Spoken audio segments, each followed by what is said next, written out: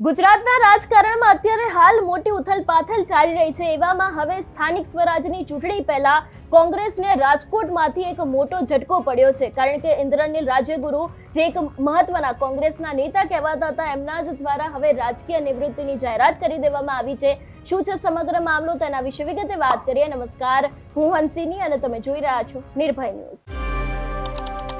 એક તરફ અત્યારે હાલ સૌરાષ્ટ્રની અંદર વિપક્ષ ધીરે ધીરે મજબૂત થઈ રહ્યું છે અને એ જ મજબૂતાઈમાં હવે કોંગ્રેસને એક મોટો ઝટકો લાગ્યો છે, કારણ કે કોંગ્રેસ નેતા ઇન્દ્રનીલ રાજ્યગુરુએ રાજકીય નિવૃત્તિ જાહેર કરી દીધી છે।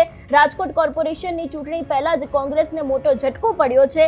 ખાસ કરીને આ વિષયને લઈને વાત કરવામાં આવે તો રાજકોટ મહાનગરપાલિકાની ચૂંટણીને ગણતરીના દિવસો બાકી રહ્યા છે।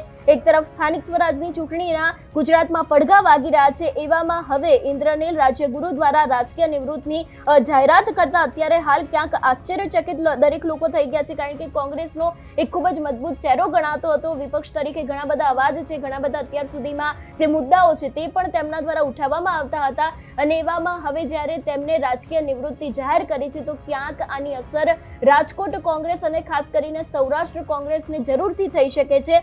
ખાસ કરીને જો વાત કરવામાં આવે તો ઇન્દ્રનીલ રાજ્યગુરુ થોડા સમય પહેલા કોંગ્રેસ છોડીને આપમાં ગયા હતા અને ફરી ત્યાંથી નારાજ થઈને કોંગ્રેસમાં પરત ફર્યા હતા। એટલે જે રીતે તેમના દ્વારા અત્યાર સુધીમાં રાજકીય પક્ષપલટો કરવામાં આવ્યો હતો કે તેઓ પહેલા આપમાં ગયા હતા અને પછી નારાજ થઈને ફરી એક વખત કોંગ્રેસમાં તેમણે એન્ટ્રી લીધી હતી, પણ હવે ક્યાંક ને ક્યાંક તેમના દ્વારા રાજકીય નિવૃત્તિ છે તે જાહેર કરી દેવામાં આવી છે।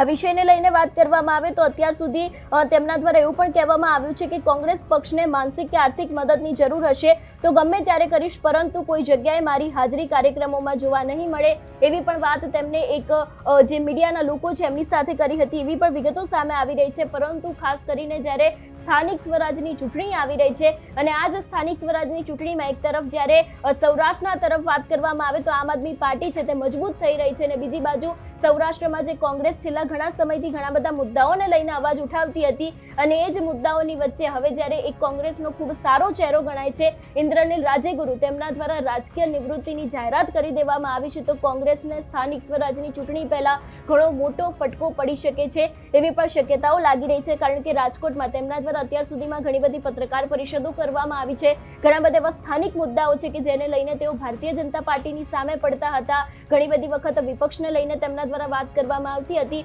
પણ હવે આ જ બજારની વચ્ચે તેમના દ્વારા જે રીતે રાજકીય નિવૃત્તિની જાહેરાત કરવામાં આવી છે તો ક્યાંક કોંગ્રેસના વાતનો ફટકો ચોક્કસથી પડી શકે છે, કારણ કે એક તરફ વિપક્ષ તરીકે અત્યારે હાલ આમ આદમી પાર્ટી અને કોંગ્રેસમાં બંનેની વચ્ચે રેસ ચાલી રહી છે કે સૌથી પહેલા વિપક્ષ તરીકે મજબૂત કોણ થાય અને એવામાં જ્યારે સૌરાષ્ટ્રમાં આમ આદમી પાર્ટી અત્યારે ધીરે ધીરે જનસભાઓ કરીને પોતાનો વ્યાપ વધારી રહી છે, ત્યારે રાજકોટ કોંગ્રેસની અંદર આજે રાજકીય નિવૃત્તિ ઇન્દ્રનીલ રાજ્યગુરુ દ્વારા જાહેર કરવામાં આવી છે તો ક્યાંક કોંગ્રેસને આ વખતે સ્થાનિક સ્વરાજની ચૂંટણીમાં ચોક્કસ મોટો ફટકો પડી શકે છે એવી શક્યતાઓ લાગી રહી છે।